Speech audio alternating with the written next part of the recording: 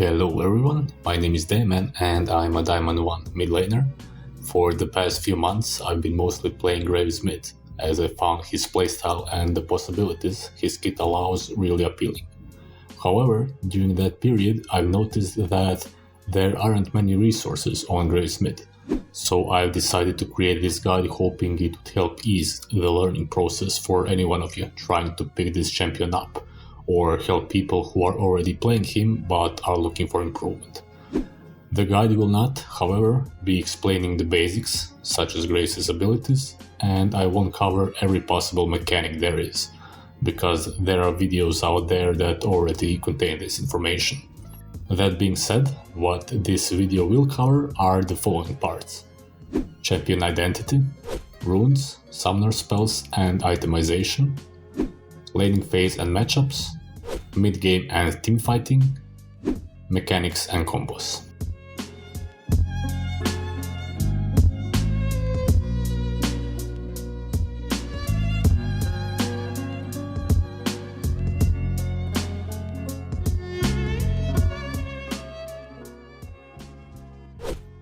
The most logical question to be asked first is, well, why Graves mid?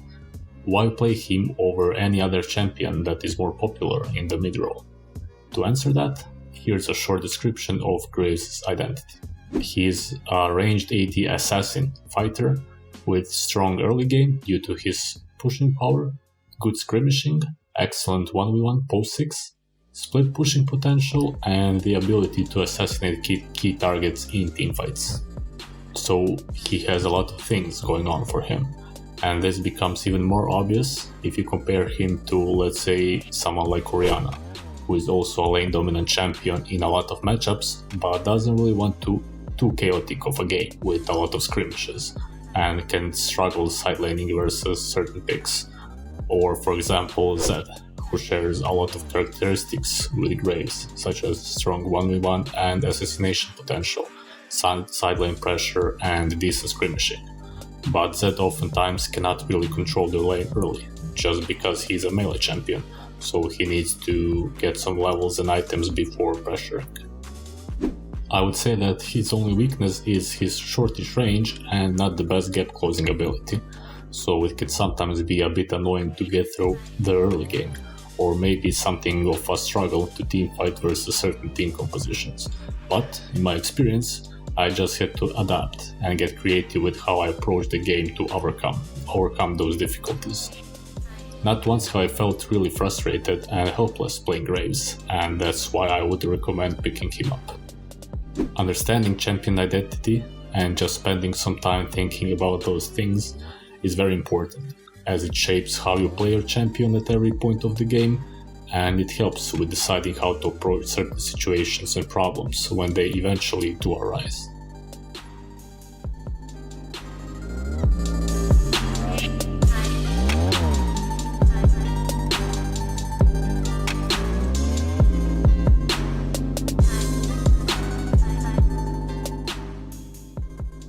I've been experimenting with different setups, but what I found the most consistent is the following page.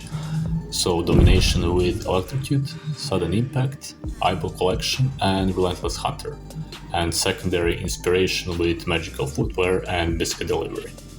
Electrocute complements your champion identity, it helps with short trades in early game, makes your 1v1s and assassination stronger, and overall just makes the most sense with how I view Graves mid should be played. Sudden Impact can be changed for Taste of Blood in some harder matchups where you need to get through the early lane phase, such as, for example, LeBlanc, Ryze, Orianna, Syndra, and so on.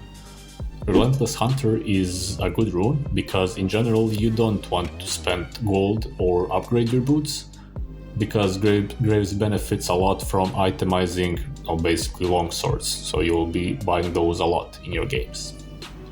For secondary, the go-to option before Graves' Q mana nerfs was Sorcery with Absolute Focus and Gathering Storm. I played with this setup, but after the nerfs it felt extremely bad to play early, and I was running into a lot of mana issues, and Biscuit Delivery helps with that.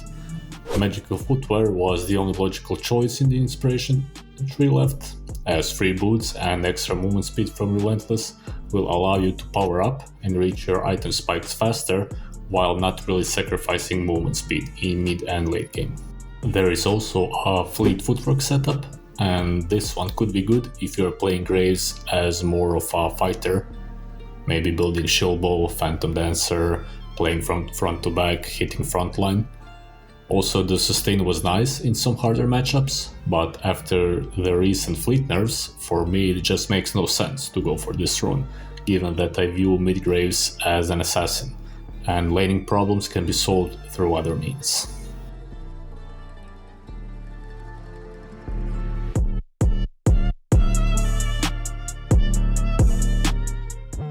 Regarding sums, I run teleport flash every game. Flash because I'm a dirty flash abuser, but it also helps with gap closing and allows for some combos.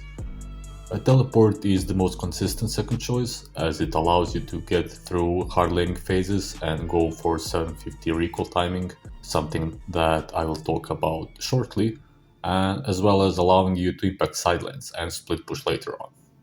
In some cases, TP could be swapped with Ignite, for example when you are laning against a melee champion that you know you will be going for hard trades with and will all in each other often. But even in those cases, I found out that it's possible to win without Ignite if you play it smart and understand the matchup well enough. It's something to be experimented with. I'm not saying that one is clearly superior over the other. It's just how I prefer to play the game overall, and for me, teleport is always a better choice.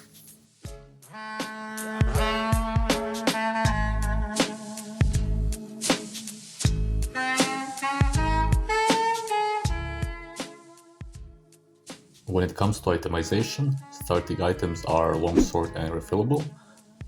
This allows you to go for 750 back timing to get serrated Dirk, and refillable saves you gold in a long run. You could also start Doran's Blade with Ignite if you're playing versus melees, but you're then wasting a lot of gold on items that are either consumables or don't build into anything, and I've just found that to be unnecessary. First recall, always aim for serrated Dirk, which will eventually build into Eclipse. So Eclipse gives you good stats, lethality, lifesteal and armor penetration, and has a good build path. So as I already mentioned, you are hoarding longswords, and basically this item gives everything Graves wants. The second item is either Lord Dominic's Regards or Serida's Grudge or the Collector. There was somewhat of a debate in the past about Collector versus Lord Dominic's, which I don't want to go into, but basically both items are pretty good. It just depends on the situation. You want to get Lord Dominic's when there are 2 or more tanks or bruises building HP, basically Starks users, because you'll be relying more on auto attacks, and Lord Dominic's passive gets more value. While Serilda is more valuable against squisher targets that might build armor, but not HP, as it gives more AD and your spell slow, which is a nice utility to have, allowing you to close the gap. Finally, the Collector is good if you are either snowballing or you think your opponents won't itemize armor until much later in the game. Collector is a better choice up to around 90 armor, so get it if your opponents aren't building items like plated steel caps and zones. The third item is whatever you didn't build second, so if you went for armor penetration, go for the Collector and the other way around.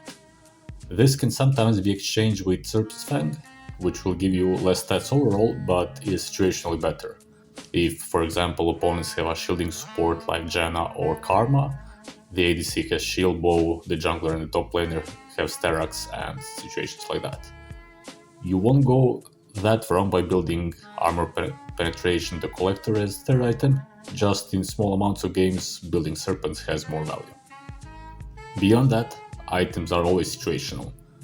If they have some shielding but not enough to warrant skipping Collector, then Serpent's Fang is a good fourth choice. Other than that, you can go for other lethality items such as Yomos and Night's Edge. If they have a lot of AD, Guardian is a pretty good choice, or QSS. If, for example, you are fed and the only way you lose is if you get CC'd before you can do your damage. After third item is also a good time to upgrade your boots, and usually you want to go for defensive options.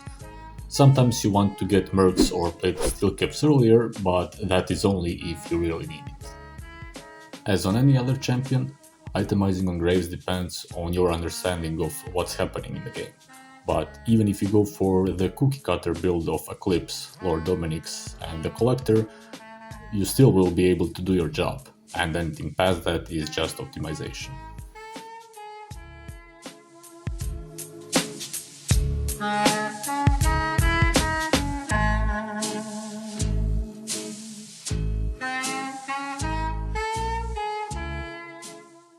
Regarding information on every specific matchup, it's still work in progress, as it takes quite a lot of time to test and systemize all the data. This is something I'm actively working on, and it will be done in the following few weeks. So if you are interested in this kind of stuff, you can join my Discord or follow my YouTube to get notified when the spreadsheet eventually does come out. In the meantime, to help you with your solo queue, I have put the most common mid champions into different categories with some tips how to approach the laning phase. To start off with, we have weak early game mages, such as for example Anivia, Corki, Malzahar, Zerat, Vel'Koz. What these champions have in common is that their main trading or pushing ability is on long cooldown. So it's very hard for them to both poke you and resist your push at the same time. What I like to do versus those champions is permanently push them in and look for a 750 serrated Dirk recall.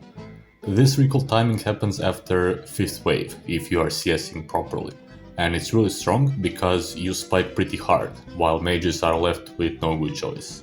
They either don't run TP, which will leave them low on mana and stuck inside lane, or they will be forced to TP to match yours, but with significantly weaker buy. They want to ideally go for 1300 Lost Chapter buy, so you can very reliably create this time window after first recall, so between 750 and 1300 gold, which is a pretty large portion of early game, where you are significantly stronger. So if anything happens on the map, such as river skirmishes or invades, you will most likely come ahead and will be in a position to snowball the game from there. Against mages with strong early game, such as Orianna, Syndra or Victor, the game plan is the same, so going for the 750 recall, but it becomes harder to execute on, simply because those champions have easy to hit spammable abilities that can poke you down over time. It basically becomes a test of your skills, how well you can dodge and tether while contesting the waves. Those matchups are pretty hard if your opponent plays well, but you still have stronger skirmishing, push and one-shot threat, so as long as you are CSing well and staying relatively healthy, opportunities will present themselves.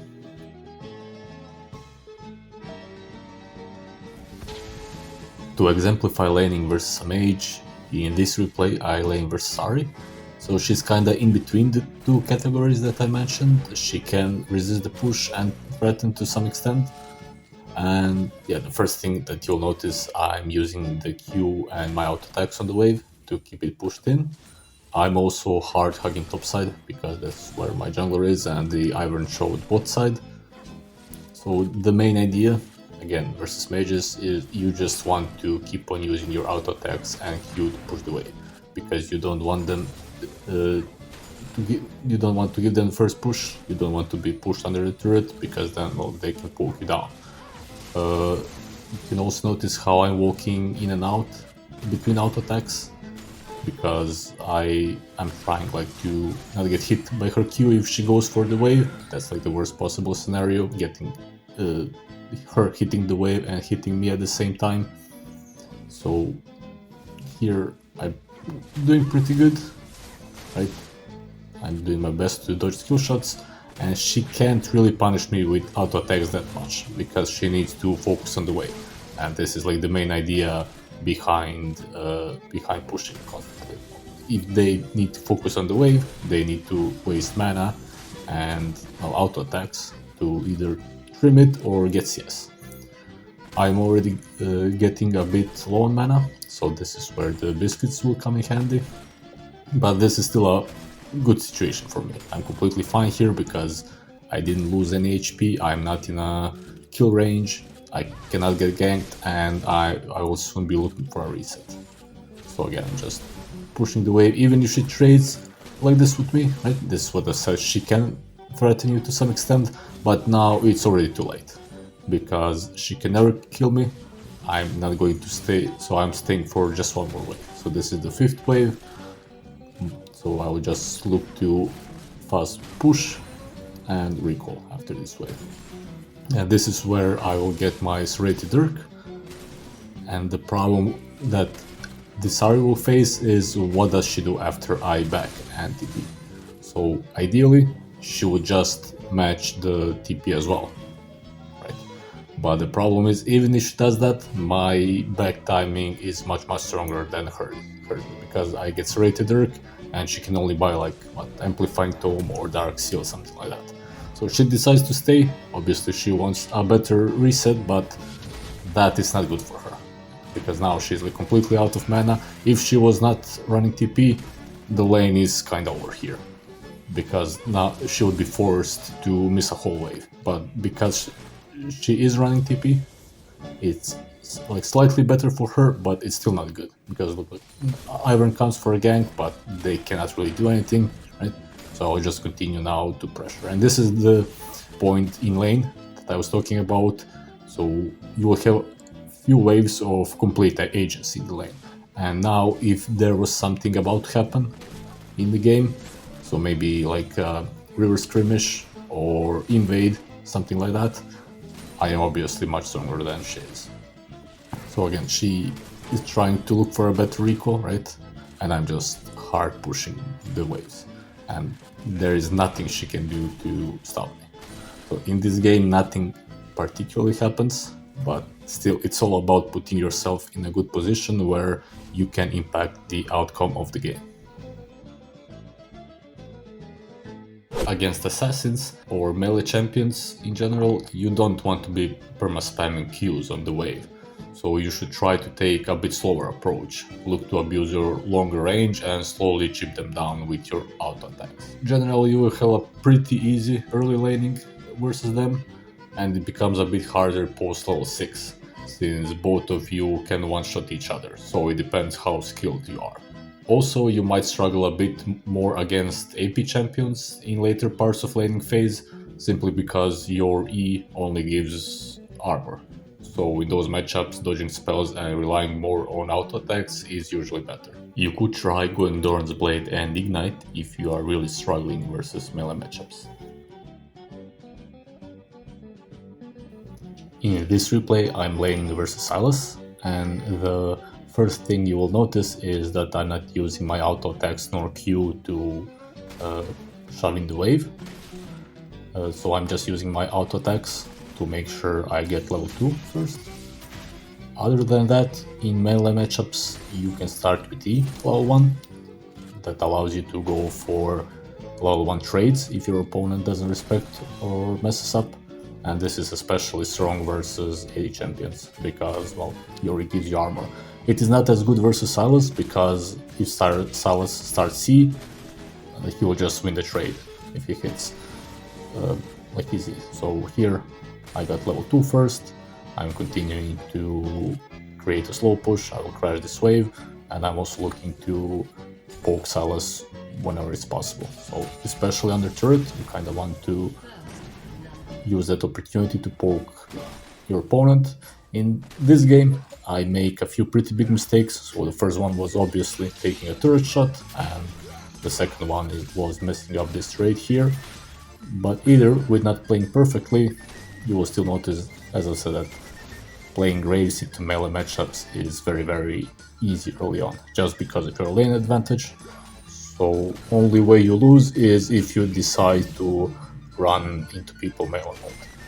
So especially levels 3 and onwards, you don't really want to be like eating into them, allowing them to like close the gap, stuff like this. So basically the only way you lose melee matchup is if you decide to lose it on your own. So usually what you want to do is play for the lane prio. So I'm moving to top here because my jungle wants to take the scuttle. This is also a nice trick you can do with Graves. So just auto attack the scuttle to break the shield, so your jungler does not waste as much of a time killing it. And I'm just hovering to make sure nothing goes wrong. But after that, I'll just go back to lane, and I'm already thinking about just continuing with my game plan. So pushing in the waves and going for my 750s rated Dirk Recall. I would say the most important thing is, as I already mentioned, is not to fight people in like melee mode, especially once they get a few levels in, because in most matchups you will actually lose those trades. So it's all about playing around your range. Here I'm also hard hugging topside because enemy jungler didn't show up on top crab, so it means he is on bot crab. And yeah, again, not perma pushing waves, trying to poke as much as possible and not allowing Sylas to close in the gap on me. So, for example, in this matchup specifically, always save your E if Sylas tries to go on you. But if you're playing versus other champions, like, for example, versus Zed, you like to use your E to dodge his combo, versus Echo, use your E after he jumps on you, and stuff like this. So here, as you've seen, Sylas went for a trade and he actually out-damages me.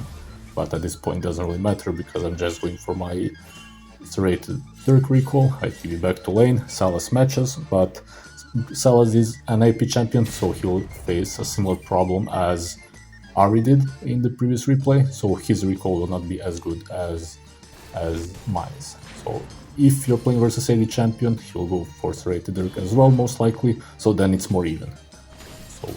But Sylas decides to go for a trade here, and just because I have my items, like my items are stronger, like Xin helps with the gank, but even if he didn't, I would just win this all in, because my items are just better, so Sylas will have to either flash or he will die there, and from this point on we just snowball our mid jungle advantage and win the game through there. Lastly, there are some champions from other groups that are played mid, such as, for example, maybe Tryndamere, Set, maybe you get a tank mid, but that's something I just haven't experienced that much or even at all in my games, so it's kinda not worth getting into. So just try to think what advantages you have over the other champion, and it most will be either pushing power or range, and look to abuse that as much as possible. To finish this part off, I picked 3 champions that I've struggled with the most, and those are Ryze, Yasuo and LeBlanc. What those champions have in common is that they fall somewhere in between previously mentioned categories, or their kit is just good versus Graves. If you're not having fun in those matchups, it's completely okay to have them on your ban list, as there isn't much you can do to win these.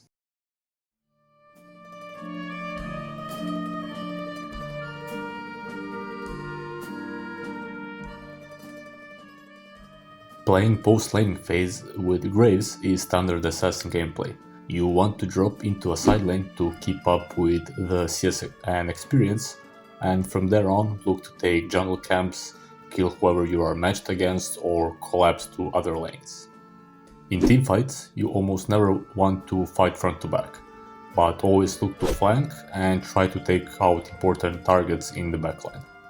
Some of the more important concepts are playing around enemy vision, so make use of Red Trinket and control wards, waiting on flanks before objectives spawn, and waiting for a good opportunity to go in teamfights.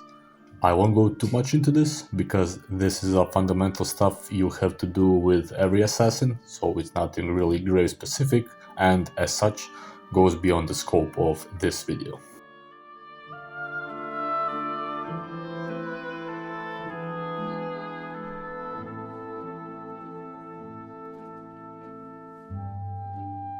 There's a lot of cool stuff you can do with Graves, but lots of it is either already covered in other videos or is very situational and almost impossible to pull off in actual games.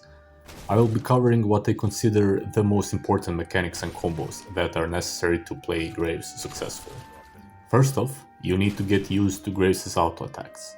They consist of multiple projectiles, which means that your attacks can be blocked by minions, turrets and other champions, that you need to stand as close to the target as possible to ensure all the pellets hit it, or that you can hit multiple targets by standing further away. Hitting multiple targets is mostly used to push the minion wave, but while less hitting under turret, you want to make sure you are standing very close to the minions, and this especially goes for casters. Auto attacks might feel a bit weird and clunky at the beginning, but you will get the hang of it pretty quickly, and you can also speed up the learning process by using the practice tool. Moving forward, E is an auto attack reset, so you want to get comfortable with the timing, not to cancel your auto attacks and to do it as smoothly as possible. This one is pretty important as you will be doing this a lot in your games. Now for the most important stuff, you can auto attack immediately after Q, and your W as well I guess, but that one is not as important. This is how normal Q auto attack works, so you see there is a small delay between casting Q and auto attack. And this is how it looks if you cancel your Q animation with auto attack. Obviously auto attack comes out faster, and you can do this pretty easily, just by pressing auto attack twice after casting Q. If there is one thing I would like you to take away from this section of the video, is this animation cancel. I was like 80 games deep into playing Graves without realizing that this existed, but once I noticed it, it was a big game changer, because as you will see, you use this interaction in pretty much every combo. So with the knowledge of the basics, here's the bread and butter most damage combo. The sequence is Q auto attack W, wait for auto attack to come off cooldown, auto attack, E auto attack and ult. It's a bit situational, since in real game scenarios things usually won't be as perfect for you to do this so consistently, but it's still nice to practice this one as it contains all the important mechanics. Second one is a shorter variation of the basic combo. It's one auto attack less, but it's much quicker, so actually more useful in real game scenarios where you kinda need to do your damage as fast as possible. Again, it starts with Q, auto attack W, but you don't wait for auto attack and instead immediately E auto attack and ult after W. Another variation is with Q flash. Graves' Q will start casting from the point of where you flashed to, towards the point where your cursor was when you casted the ability. So this can be useful relating to walls to make the Q bounce. For example, in a situation like this, if I do the normal Q, the angle is not good, but I can Q flash to burst the target down. Well, I guess the target down in this case.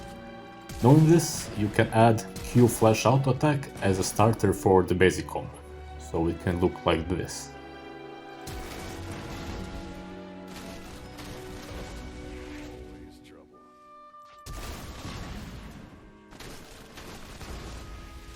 Or the second variation.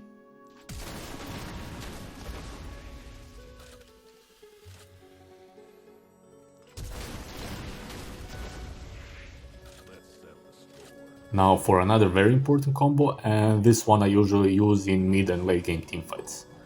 In teamfights you want to enter from flanks, aiming to burst the highest priority target as quickly as possible, and the following combo does this the best. So W, Q flash, auto attack, E auto attack and ult. This is a more advanced combo. It's pretty easy to mess it up and it requires some practice. But once you get comfortable with it, I think it's the best way to approach teamfights. The following two combos are more situational and I don't use them as often, but it's still pretty nice to know them if the opportunity presents itself. First one of those is a gap closing burst. It's mostly used in lane if your opponent is low on HP and against terrain, and you want to catch them off guard. So you can do the following: E, Q flash, auto attack, W and ult. You use E and flash to gap close, so you can cover a lot of distance with this. And this is how it would look in a more realistic scenario. The last one is a short burst combo used in lane. So one important thing is that Q auto attack that you will mostly use to poke opponents under turret doesn't proc electrocute. So like this. So you need to use W as well.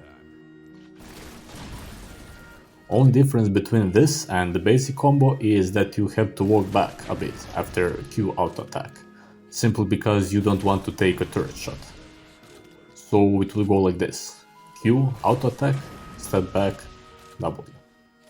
In a more realistic scenario, it would look something like this. What is also important here is to track turret shots. So ideally, you would start your Q auto attack just as the turret shots, which gives you enough time to step outside the range before using W. So those would be what I consider the most important Graves mechanics and combos. As I've already mentioned, there are other possible interactions, but I found the ones I mentioned to be the most useful for real game scenarios.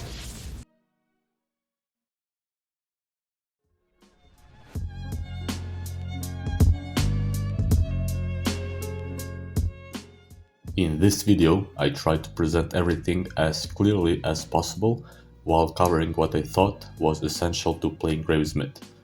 Hopefully you enjoyed watching it and learned something along the way. If you're interested in a matchup spreadsheet or have any questions, feel free to join my Discord. I'll drop a link in the description or post a comment on the video. Thank you for watching, and until next time, I wish you all a wonderful day.